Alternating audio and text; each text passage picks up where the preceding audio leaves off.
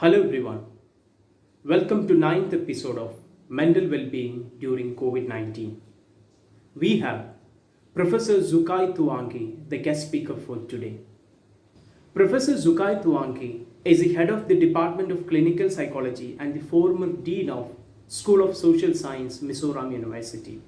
She is a postgraduate in psychology and also holds an MPhil and PhD in the same area. She is a professor with more than 30 years of teaching and research experience. She has supervised 21 PhD theses and led 4 major projects of UGC, ICSSR, and National Commission for Women.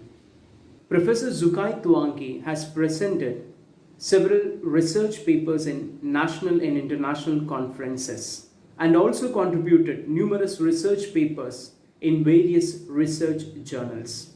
She is on the editorial board of a few national and international journals. She conducts intellectually stimulating sessions in workshops, seminars, and training programs in various fields of psychology, such as social psychology, cultural psychology, cognitive psychology, developmental psychology, positive psychology, clinical psychology, and environmental psychology. She is the secretary of Indian School Psychology Association. She is the member of Mizoram State Commission for Women and Lok Adalat under Mizoram State Legal Service Authority. Currently, Professor Zokaitluangi is the convener of Committee on Psychological and Social Guidance under the Government of Mizoram. I welcome Professor Zokaitluangi for this session. Thank you. Hello everyone.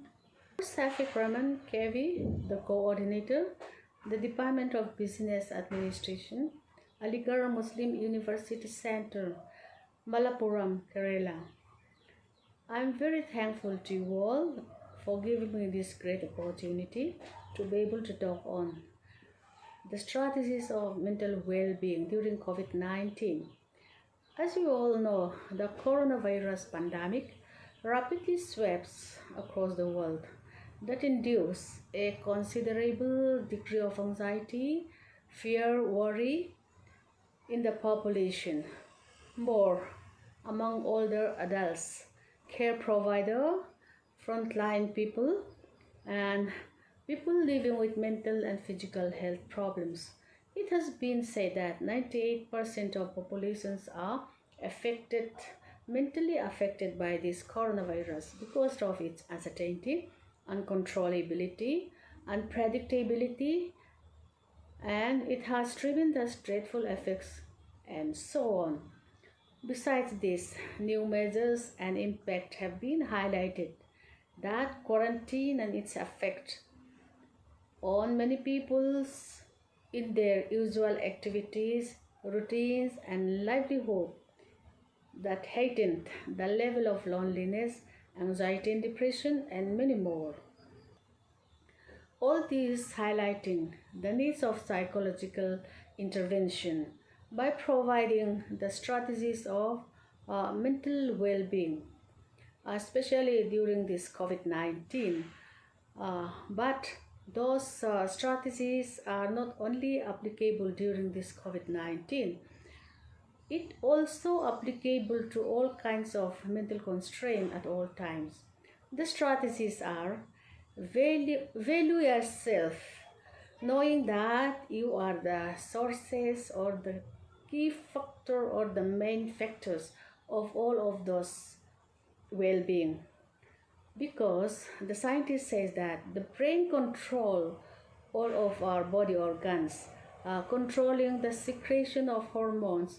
Accordingly, we live in well-being, in sorrow, or in happy. And so remembering that, try to be resourceful for yourself. Treat yourself with kindness and respect. Stay away from self-criticism and avoid it. Make time for yourself by doing your hobbies. Broaden your activities horizontally. Do new work which you have never involved in. Make new hobbies like cooking, domestic works, baking, cake, tailoring, knitting, carving, doing carpentry works, or dance, music, spend time with pet, do gardening, cleaning, arranging. Just find out something new for yourself. Make time for yourself. Take care of your body and to have a good mental health. Eat well, take nutritious food, take balanced diet, and also consider supplement food like lemon, omega. And the most important one is try to take fresh vegetable as much as possible, as it is very much easily available everywhere. Avoid cigarette or other substances which are mostly used for stress coping. Okay, for the time being, it might be so pleasant and you may be enjoying doing those things, but doing after some times that will invite a lot of problem to your mental and physical health. Try to avoid it. Drink plenty of water. Scientists said 60% of our bodies, water. So in our brain, in our heart, in our lung, in our kidney, in our bone, even in our skin, it contains a lot of water. So we must consume a certain amount of water to survive. Research believe that lack of sleep contribute to a high rate of depression, anxiety that usually associated with physical problems like ulcer. That ulcer after prolonged, it can convert into cancer. So try to get enough sleep. At least 7 or 8 hours sleep in a day. Exercise daily to help to maintain your health. Do breathing exercises. You can download that apps from your internet. And research says that while doing exercises, our body organ release good hormones, helping to have a better sleep, reducing physical ailment, decrease anxiety and depression, and also increase psychological well-being. Talking to people whom we trust can reduce our anxiety. Contact your friend, family, or friend and loved one at home, or by email, phone, or any other kind of social media. Share your thought and feeling, vent out your worries. People with strong family, having social connections, are generally healthier than those who lack network support. And because of that, make a plan with family member and friends. Seek out some activities which some activities which you can enjoy, or where you can meet new people. Keep in touch with people who cares for you, with whom you can receive understanding and support, with whom you can have belongingness and self-worthiness. So try to know whom you can contact for getting support when your mental health declines. Having regular routine is good for physical health, and because of that, keep regular routines and schedules as much as possible for eating, sleeping, and activities you used to enjoy. Don't change it. Learn simple daily physical exercises which you can do at home. Forget not paying gratitude to others for being good to you. Social scientists say that we are social animal, and because of that, we are very much depending each other. And from your childhood till today, you may have received a lot of help from someone, and because of that, so many persons have been helping you that which you have never noticed it, which you have never paid gratitude to them. So forget not paying gratitude so that you will feel good. Give yourself to another. Volunteer time and energy to help someone. You'll feel good doing something touchable and helping someone in need. Remember to smile and see the humor in life. Research shows that laughter can boost immune system, ease pain, relax body, and reduce stress. Try to watch funny TV show.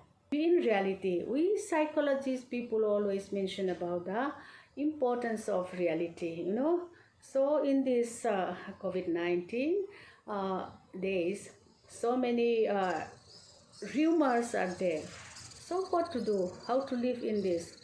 Then what you have to do is that find a credible sources you can trust, such as WHO website, local or state or central government sources. Many new guidelines like SOP are framed now and then by the government. So keep informed with all of those. Listen to advice and recommendations from your national, local authorities, and keep up to date with the latest news.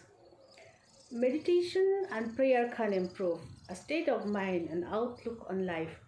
Research finding shows that the effectiveness of meditation do away fear and related problems leading to psychological well-being. Set realistic goal. Decide what you want to achieve academically, professionally, and personally. And write down the steps you need to realize. And write down the step you need to realize your goal. Aim high, but be realistic. Don't overschedule. Finish your target. You will enjoy your accomplishment and you'll have self-worthiness. As you progress toward your goal, develop goals and stay on that track. Write down the work you wanted to do. Make a priority list. To make a priority list, you are needing three things: importance, urgency, and difficulty of the work.